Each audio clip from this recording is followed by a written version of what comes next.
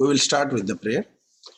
Om Sahana Bhavatu Sahano Bhunaktu Sahaviryam Karavavahe Tejasvina Vaditamastu Ma Vidvishavahe.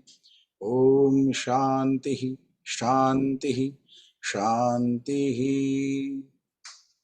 This Om Shantihi Shantihi Shanti 3 times. Since 3 times, why do we say? Not for only once, not for 2 times, or what? No, why not for 4 times? Let us we understand this. So these number are very important in this spiritual journey. It has some significance. Like three, there are three guna. Three, there are the like sattva, raja, tama, sattva. Three gunas are there. The same way, there are three types of tap. We say that adi bhautik tap, adi daivik, and adhyatmik. So that's why all our trividha tap must be at peace.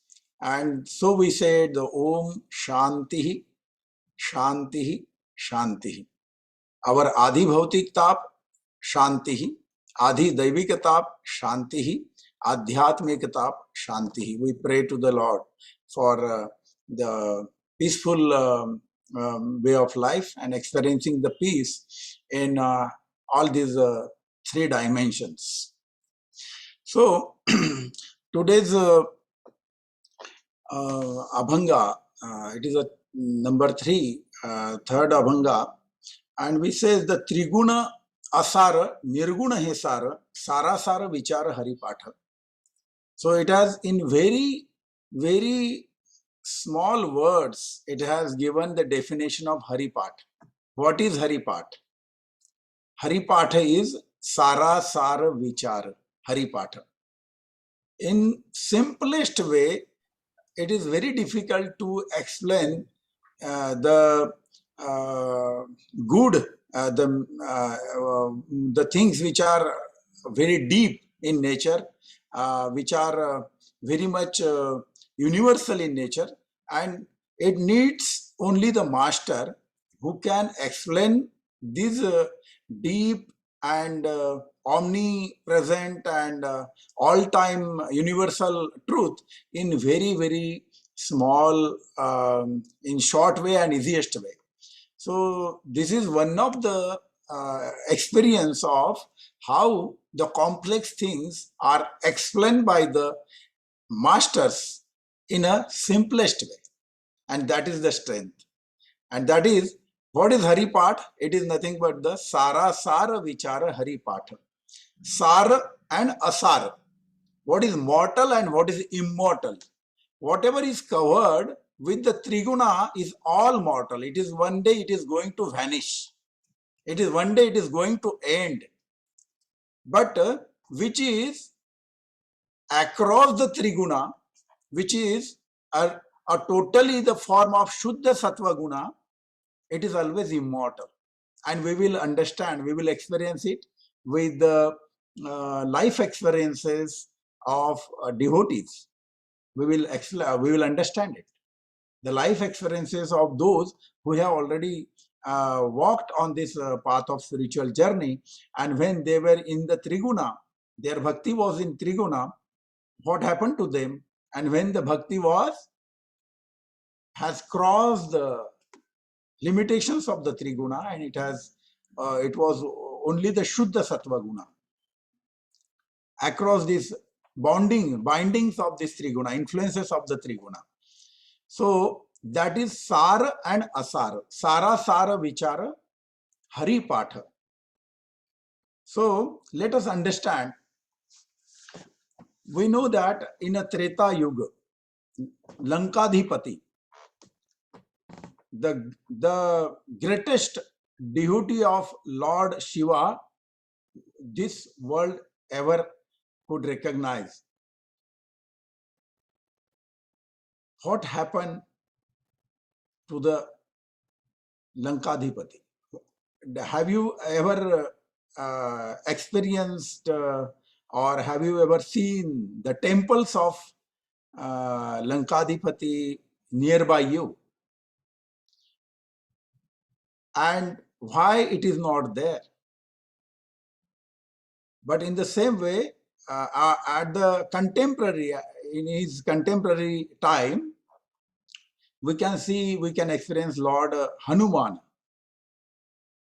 Maruti Nandan, Pavanaputra. We can see many temples of Hanuman wherever we have lived in India, in different parts of India. It is very obvious that we can have the temples and we can pray him, and there are many literatures in his praise which are praising Hanumana, and stotra, stavan, everything is there. Both are the devotees. One is a devotee of Lord Ram and one is devotee of Lord Shiva. Then what is the difference between this devotion? The devotion's difference is only the guna. Hanuman Bhakti, his devotion, his love for Sri Rama is beyond three guna. Raja, Tama and Sattva, it is beyond that. But is it the case with the Lankadhipati for the devotion with at the feet of Lord Shiva? We can experience, we can contemplate on that. So here is the mortal and immortal. Even though you are a devotee, we are on the path of worship, the guna which drives us on that path makes a difference. And that's why Triguna asar, nirguna tesar, nirguna hesar. Sant Jnaneshwar says in his Haripat, Triguna asar, nirguna he asar. So the driving force of the guna, how we can control it to achieve the sar, to achieve the immortal, to achieve the everlasting peace, happiness, everlasting blessings and bliss of the Lord. So it is again the complete awareness. The devotee, the seeker on the path of divine life must be aware about his gunas, three gunas. Which guna is driving me? What is the motivational force? And when we are aware about our gunas, our driving forces, our say expectations and our infinite desires and willpower and whatever we say, our attachments, when we are aware, we can study our guna bit by bit on the path of divine life. And when we understand it with the self-realization, self-awareness, when we are self-aware about our own guna, we have a self-realization. And when self-realization becomes our habit, it turns into a self-actualization. And this is the way for self-enlightenment. And when we move one step on this journey, Sadhguru helps us by moving 100 steps to purify us from the mud of this asar, mud of this triguna. Because unless and until we are not pure, we are not pious and get rid and free from this mud of triguna, we can't be one, the seeker can't be one with the source. The seeker has the only one thing to be very, very pure as the Parama is. And Parama is a fully Shuddha Sattva Guna. It is beyond these three guna. It is beyond this Maya. It is beyond the Saguna. Now, we will also understand this Saguna and a Nirguna. There is a very different sects on this. One sect says, the sect of the Bhakti Marga, devotion, says that, oh, we pray the Lord in Saguna form. Another says it is a Nirguna. Some say it is a Shiva. Some say it is a Vishnu. So, since the time, many ancient times, since this path of divine life has practiced by the human beings, there are the different pantha, path of devotions in different heads. But all these paths have the similarity of Triguna. They are not beyond this Triguna. Everyone, somewhere they are involved into or have the impact of this Triguna. The path which is a pure devotion, the path of all the Santa Parampara is beyond the Triguna, and it is always being the Shuddha Sattva Guna path, where there is no expectation, not a little desire, not a small desire from the Lord to resolve our any materialistic or day-to-day life problems. No Sant has prayed for his own problems, even though he has suffered a lot, but he has never prayed to the Lord, please solve my these problems or please fulfill my this desire. And there is the role of the guna that one has to practice with the unconditional love. Nishkama bhakti. We can say that it is a nishkama bhakti, unconditional love for the Lord. And this unconditional love for the Parama Tattva, for the Atma Tattva, and moving on this path will definitely help us to be one with the Parama Tattva. And this is the experience of many, many Sant. So, Sant Namadev, who was contemporary of Sant Gyaneshwar, is a live example in the history of path of divine life in the Bhakti Marga, who has also extended his karma bhumi up to Punjab. Ghuman is the place where he was there. Then Barsi Patana is a place in district Sarhind. And in Maharashtra, in different places in Maharashtra, he had his karma bhumi. Pandharpur is his destination where his samadhi is at the first step of the temple of Lord Vithala, because he has asked the Lord that every devotee coming to your temple for darshan must place his feet on my samadhi and then only he should move. That was his unconditional love for the Lord. So, Sant Namadev, Sant Chokha Mela, Sant Gora Kumbhar, all these Varkari Sampradaya Sant in the contemporary age of the lifespan of Sant Jnaneshwar, they are the very, very evident, very, very experiencing, we can experience their present till date in the literature, in their devotional write-up and their songs, their slokas and their stavan of the Lord Vithala. So this is the example of Shuddha Sattva Guna Bhakti, unconditional devotion. and which is always there, always there.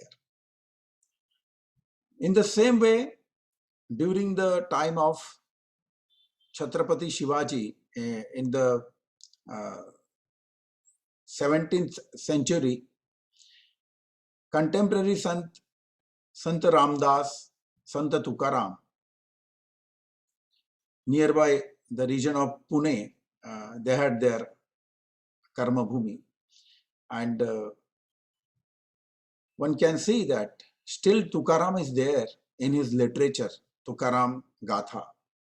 Sant Ramdas is alive in Srimad Das Bodh, in the Karunashtaka, in the Stavan for Lord Rama.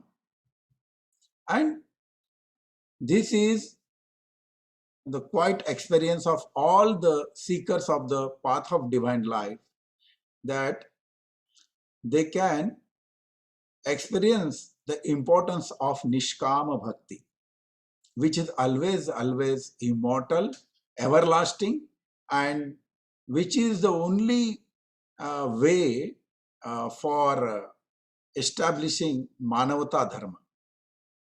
The Dharma which always establishes the Manavata. Manavata is all about the guna. Manavata is all about the development of our guna, and these guna are influenced by these three: Raja, Tama, and Sattva. We have the experience in the Treta Yuga, in Ramayana, what happened to Lankadhipati. Even though he had worshipped the Lord, sacrificed his all 9 heads in the Yajna Kunda for his enlightenment and for his oneness with the Lord. That place I have visited in Uttarakhand. It is in district Chamoli, Bairaj Kund. One can know it is across the river Nandakini, some 35 kilometers away from Nandaprayag. I have visited that place, and so I can say that I can visualize also again, remember it. So there he sacrificed all his 9 heads. No one can match such kind of devotion and love for the Lord. But still, the bhakti is not beyond the Triguna. It couldn't cross the influence of Tamoguna, influence of Rajoguna, influence of Sattvaguna. It happens with us in the duration of 24 hours. Early in the morning, most of the human beings are not in Tamoguna. They don't easily want to lose their peace of mind. The impact of time. Say in Brahma Murta, if you awake early in the morning before 5 a.m., you can experience that peace, tranquility, happiness, the influence of Sattva Guna on us. And with the rising sun, we can also experience the other 2 gunas also. So this is a day-to-day experience. Just we have to be aware about ourselves. That is the self-awareness. As long as we are aware, we practice witnessing all our thoughts, emotions, the flow of thought processes coming to our mind, the driving forces, we can understand this influence of gunas. We can understand it very well. So, with this great devotion, with this great sacrifice, Lankadhipati could have achieved all types of wealth, pleasures, say authority, or the his influence on other countries, political influence and everything. He was very well at that. All these materialistic achievements or these worldly achievements, no one can match his wealth and his strength and his power.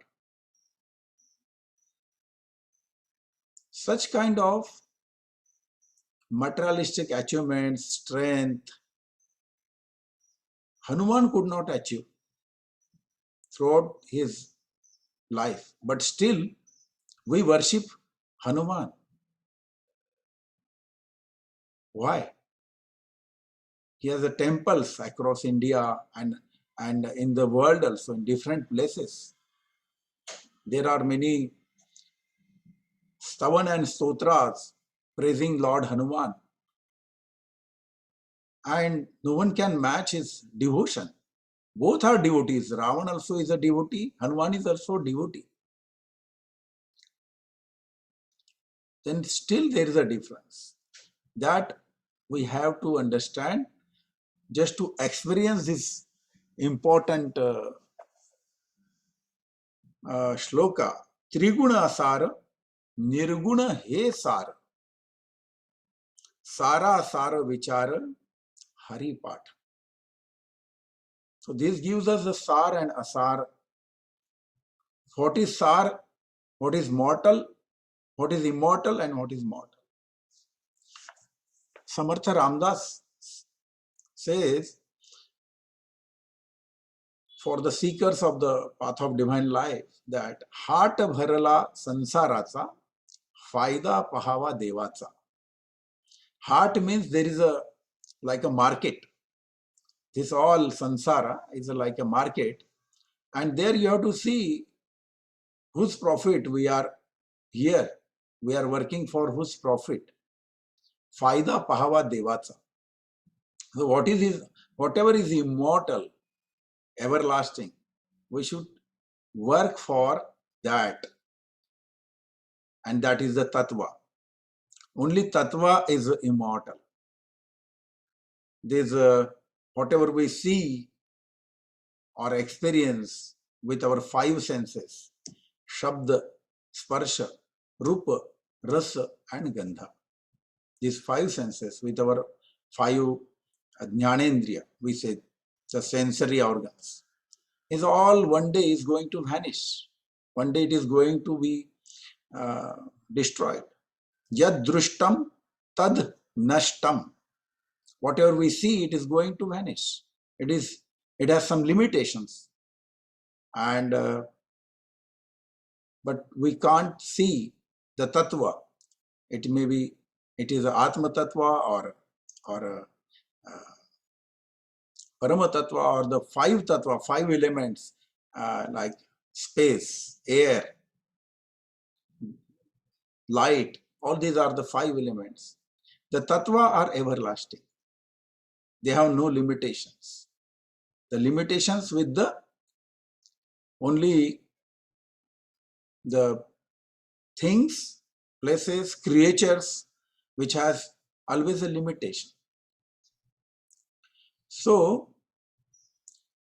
the seeker has to practice to understand first what is shreyas and what is preyas. What is good for me and what is pleasure. It is just a pleasure. And the path of pleasure has some end. It don't leads to the Paramatatva, but the path of goodness, it is an everlasting. That journey is a journey of divine life. So they say the Shreyas and Preyas journey. One who has wisdom, he always chooses the Shreyas path.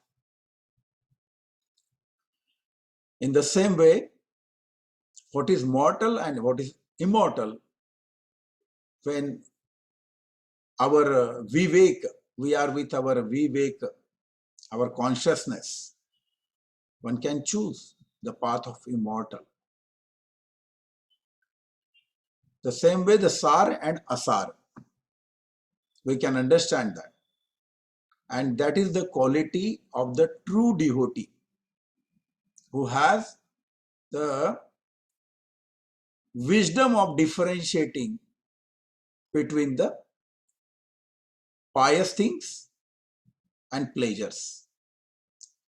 There are the attractions of the pleasures of this world in which we are living. We are experiencing with our five senses, and we have the opportunity to act also. The free will, we are gifted with the free will. Now it is up to us whether we want to choose the path which is a pious one and the path which is full of pleasures. And that leads to the end, whether we are on the path of being Ravan like a Lankadhipati or on the path of Rama Bhakta Hanuman. The both ideal examples of the devotion. Both are devotees. No one can match their devotion. Unconditional love. Only the difference is of the Triguna. So that is the importance of the understanding the influence of these three guna, studying it, experiencing it, practicing it. And once whatever we practice, we are always good at it. And that is the importance. What do we practice? If I practice joy, I am good at it. And if I practice peace, I am good at it. If I practice piousness, I am good at it. And if I practice worrying or pleasures or mada, pramada, one is good at it. It is all our free will which is gifted by the Creator. Only human being has this free will to choose the path of piousness or path of pleasure. It is up to you. It is our choice. And our small choice or decisions makes our destiny. So that decisions or our choice are very, very relevant, very important. Even though it's a very small thing, small matter, but it makes a sense because it is going to shape your destiny. Like Angaraj Karan, he has a choice whether to go for that competition among the princes or not. He chose there, and even though he supported Dharma throughout his life, he had to take the side of Duryodhana. The destiny is shaped with our own choices and our own decisions in the life. Then the most important is how to have the impeccable choice, how to choose properly, flawlessly. There should not be any regret on our choice and decisions. That is the most important. And that happens only with the bliss of the Lord. However you are strong, however you are intelligent, however you are pious, however you are devotee, that doesn't make a difference when you can't choose, you can't decide. And the same thing was questioned on Kurukshetra by Lord Sri Krishna to Pitamaha Bhishma. In your life, tell me, what was the wisdom of your decision making? When did you make proper decisions? You had everything with you. The piousness, Gangaputra. He himself was a Gangaputra. Beyond doubt his piousness. Beyond doubt his knowledge, his strength, everything. But still, were you good at your choices and decision makings? When did you make the impeccable decisions in your life? Tell me. So all these minute mistakes of the great personalities are the lighthouse for the devotees on the path of divine life, seekers of the Almighty, seekers of the Paramatatva. It is very, very important for us to understand this sukshma, this micro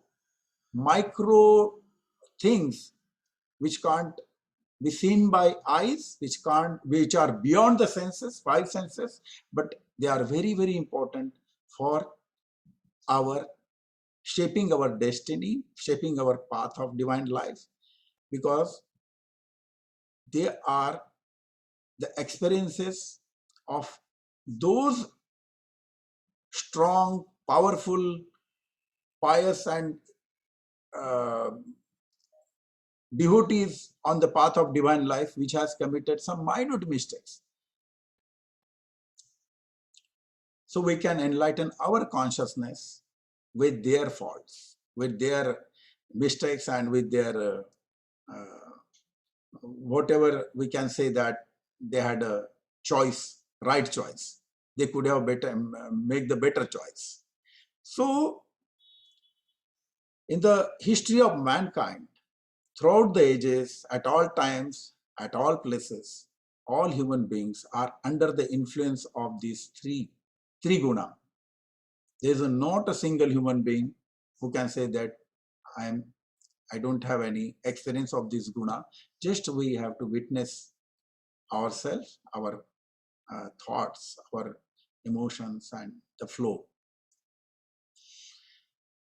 त्रिगुण असार निर्गुण हे सार, सारा सार विचार हरि पाठ. सगुण निर्गुण गुणाचे अगुण, हरिविण मन व्यर्थ जाय. So without this tattva, everything is wasted. Whatever your achievement are there, it has a limitation of time, except your true unconditional love, true devotion, which is not influenced by the three guna, which is the Shuddha Sattva guna. Like Mahatma Kabir, they have achieved. Mahatma Buddha, Mahatma Mahavir, Tulsidas, they have achieved their destination to be one with the Almighty, to the one with the Paramatatva. And it has just was possible with the bliss of Sadguru. Because it's like that, if there is one strip tied on my eyes and I am thrown into a jungle full of all dangers, and with these tied eyes, I am supposed to come on the way to escape from it, when my hands are also tied and my feet are also tied. So in such situation, under the influence of ignorance, illusion, and inertia, all human beings are there, just by the virtue of their beingness, birth.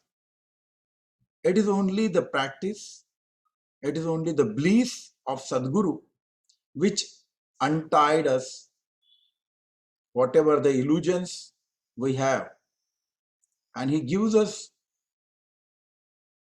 the right vision, the right observation, the capability to see what is Maya and what is Brahma, what is Sat and what is Asat, what is Sar and what is Asar, what is mortal and what is immortal, what is pious and what is pleasure. He gives us the vision, the we can say the ability to observe, ability to understand. He ignites our consciousness. Then he untied, freed our hands also for doing the selflessness in our conduct, in our karma. with his bliss, and also untied our legs so that we can run towards our goal of perfection, of completeness. Without this help, without this bliss, it is just impossible to get rid of all this inertia, all this ignorance, illusions. And so, Harivina mana vyartha jaya. If our contemplation is not the contemplation of Hari, the immortal one, the light within us, that thought is of no use to us. That emotions, it will drown us into this very materialistic world. So, with the bliss of Sadguru, it is quite possible to achieve the Hari and make our life complete, successful, meaningful, and satisfied. For that only this Saguna is gifted by Lord to the humanity. Why these Karmendriya, Jnanendriya are there? What is the significance of this very human life? This body, which is the only living creature which has this spinal cord straight. Otherwise, all living creatures, they are either spineless or they have the horizontal spine. So this significance and relevance of this very human life is to achieve the perfection and to see whatever you see in the universe, in the cosmic world, that all is present within us. That is the strength of this human body, this human mind, this human intellect, and the consciousness. It has the capability to be Narayana, means Paramatatva. Nara karni kare, so Nara ka Narayana ho jaye. We have learned it, we have listened it, heard it many times. So, this Nar and Narayan, that is the immense potential of this Nara, means human being, this human, very human life. It can be one with the Paramatatva, and it is the only living creature who has the capability to be one with the Lord. None other than that. So this Saguna is a platform, and achievable is the Nirguna, going beyond the Triguna, being Nirguna and being one with the Paramatatva. But it happens only when we have unshakable faith, trust. Bhavani Shankaro Vande Shraddha Vishwasa Rupino Yabhyam Vinana Labhyanti Siddha Swanta Sameshwaram. So, Shraddha and Vishwas are Shiva and Shakti, Bhavani, Bhav and Bhavani. Bhavani Shankaro Vande Shraddha Vishwasa Rupino. So that is the importance of the faith and trust. Shraddha and Vishwas. Once you have that Shraddha, that Vishwas, that trust, which is unbreakable, unshakable, which is pious, purified, it is just possible effortlessly to move on the path of divine life and come out of the jungle with our tied eyes, tied hands, and tied feet. We can get rid of all these sorrows and sufferings under the influence of Triguna and achieve the Sar, achieve the immortal, achieve the piousness, achieve the divinity, achieve the light which is within us. So this way, the Triguna Asara, Nirguna Hisara, Sara Sara Vichara, Hari Patha. It is basically the path of divine life, the Hari Patha. So in this way, we can experience these universal these universal gunas which are present in all human beings all over the world, and we are the luckiest one to have that awareness about it, and it is the study of ourselves which is expected by the Lord, by the Creator, that one should understand oneself first. We must be self-aware. We must be self-actualized and enlightened.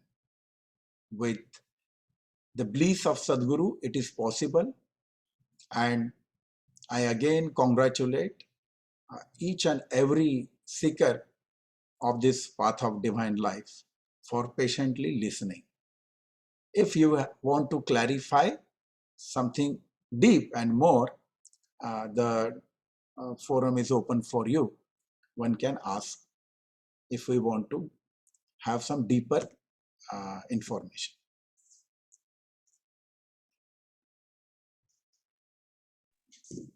Thank you, Anantaji. Yes, the forum is open. Even we have a session like group discussion session next Sunday. So if anyone has any question, they can post in a WhatsApp group or in a chat. So we can discuss in the next session as well. So and thank you, Anantaji. Yes, the message is like our decision and choices makes our destiny. So and thanks for enlightening the three gunas. So I hope everyone. So what we'll try to get the link and send a YouTube link to our WhatsApp group. So those who like unable to join the session, uh, we will get a YouTube link for them. So Sir, one question is there. Yeah. yes, you can. You said that the 3 dimension of our life, but there are 4 dimension of our life: physical, psychological, emotional, and spiritual. Is it correct, sir? Yeah, it is always there. It is correct. Just behind you, there is a fan rotating, no? Most of the time we say that there are only 3 blades of that fan in domestic fan. So if we can observe the influence of this triguna, the 3, like 3 blades of the fan. The numbers are very important in this spiritual journey, like number 1, number 2, number 3, number 6, number 7. In the Navavidha Bhakti also, it is all about the numbers. So the dimensions are the experiences.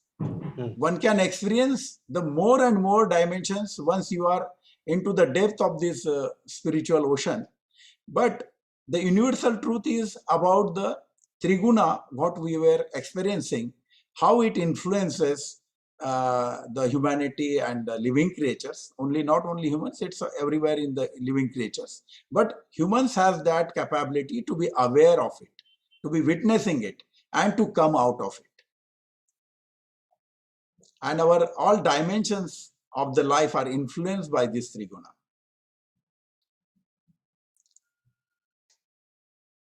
Thank you, sir. Welcome. Thank you, Shivhariji, for that question. And thank you, Anantaji. I guess we are good for today. So we will, as I said, we will the YouTube link so that you can go through the session once again.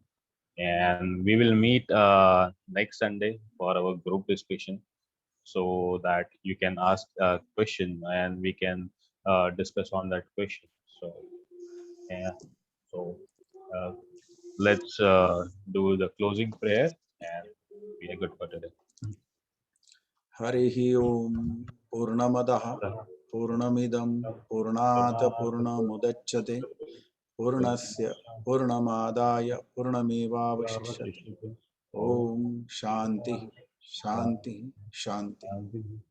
Thank you everyone. You all have a good day. Thank you, sir. Thank you. Thank you.